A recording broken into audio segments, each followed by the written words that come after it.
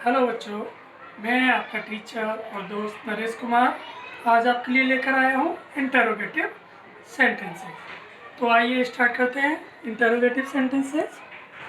Interrogative sentences अर्थात प्रश्नवाचक वाक्य, जिसकी डेफिनेशन इस प्रकार है।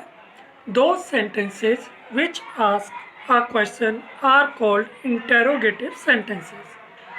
वे वाक्य जो एक प्रश्न पूछते हैं प्रश्नवाचक वाक्य अर्थात इंटरोगेटिव सेंटेंसेस कहलाते हैं।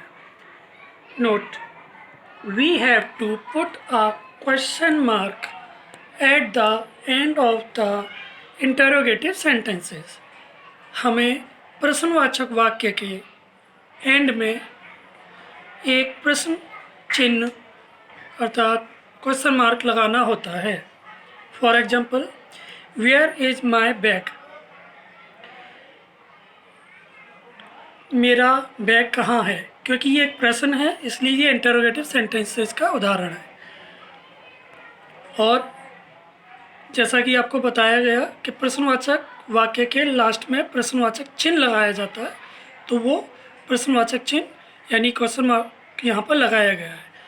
आप भी इस बात का ध्यान रखेंगे। Next example, does Sita study in class 5th? क्या सीता कक्षा 5 में पढ़ती है?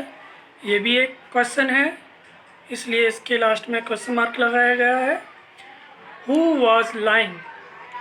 झूठ कौन बोल रहा था?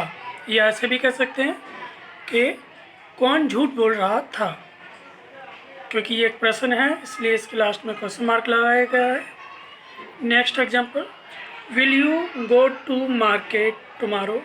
क्या तुम कल बाज़ार जाओगे? ये भी एक प्रश्न है और इसके लास्ट में भी प्रश्नवाचक चिन्ह लगाया गया है। आई होप कि आपको ये सब समझ में आया होगा। अब मैं कुछ होमवर्क दे रहा हूँ आपको, उसको नोट कर लीजिए। होमवर्क इस प्रकार है। Number 1, right and learn the definition of interrogative sentences and learn it. Interrogative sentences की डेफिनेशन लिखिए और उसको याद कीजिए।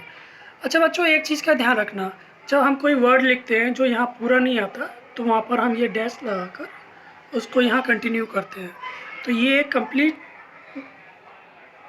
वर्ड है। आप भी इस चीज़ का ध्यान रखेंगे। अगर आपके लाइन के लास्ट में स्पेस नहीं है, तो वहाँ पर आप डैश लगाकर उसको नेक्स्ट लाइन में कंटिन्यू कर सकते हैं।